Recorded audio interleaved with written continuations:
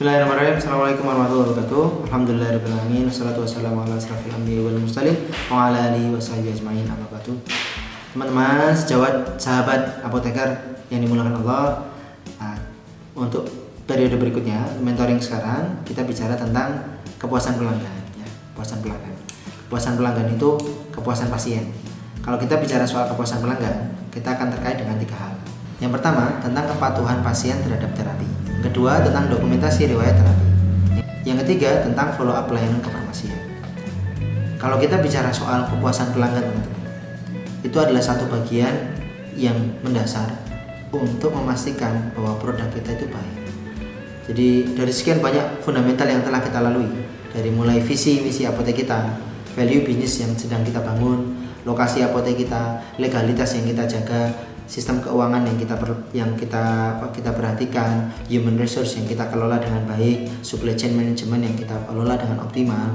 Kepuasan pelanggan ini menjadi syarat ketika kita ingin melakukan sebuah ekspansi atau duplikasi bisnis. Kalau kita belum sampai memuaskan pelanggan, jangan berharap kita bisa memperbesar volume bisnis kita.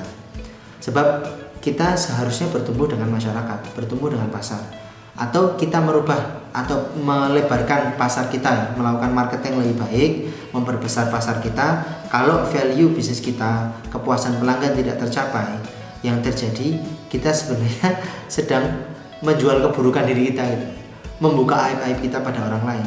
Justru gini, kalau ada pasien, pelanggan yang memberikan feedback kepada kita, kita beri apresiasi. Di apotek kami pun juga begitu. Jadi setelah kita kan fokusnya pada 3 hal nih: kepatuhan terapi, dokumentasi pelayanan kefarmasian, dan follow up. Di follow up ini, setiap orang beli obat di apotek NH, kami catat nomor HP-nya.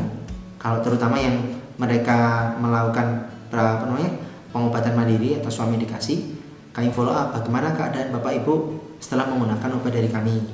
Ada yang bisa kami bantu, mungkin cara penyimpanannya, mungkin cara minumnya, dan seterusnya.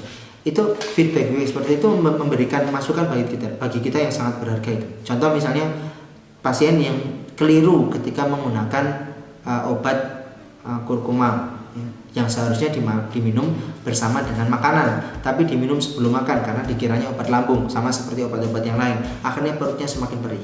Atau yang ternyata minum obat penambah darah ya, tapi minumnya kurang sehingga terjadi sembelit. Drug relating problem, hal seperti ini akan sangat mempengaruhi kepatuhan terapi, dan kepatuhan terapi akan mempengaruhi efek obat. Artinya sebenarnya di mana satu apotek atau apoteker itu memberikan obat-obat yang manjur kalau pasien itu betul-betul bisa patuh terhadap pengobatan. Syarat patuh kalau mereka puas, kalau mereka punya customer experience yang baik. Nah ini kunci nih teman-teman. Kalau mereka puas ya, mereka puas itu artinya mereka sebenarnya patuh pada terapi. Dampaknya sebenarnya buat kita, tapi sebenarnya kualitas ini terbangun oleh mereka sendiri. Interaksi ini yang kita bangun, co-create service science. Mereka patuh pada pengobatan karena kita menjelaskan dengan baik, kita follow up.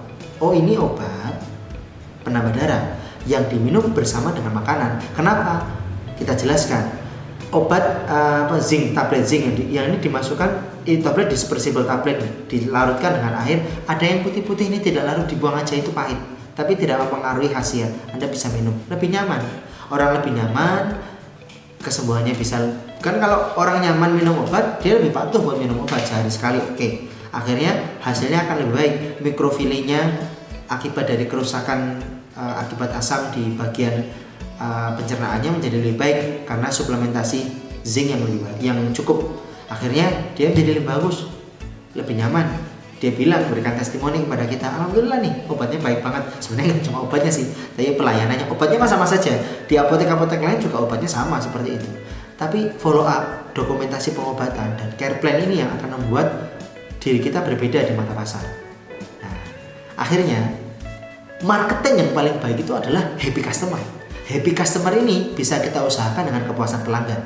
Ingat ini, kepuasan pelanggan atau happy customer adalah cara marketing yang paling baik. Kita bisa bertumbuh. Kita belum bicara macam-macam dulu. Kalau kita sudah mendapatkan feedback yang baik, dan mendapatkan happy customer ya, itu marketing word of mouth, getok tular itu sangat efektif sekali. Dan itu yang membuat diri kita dicari-cari. Gitu.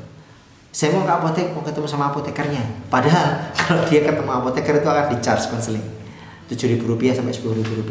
Mereka bayar, mereka mau itu.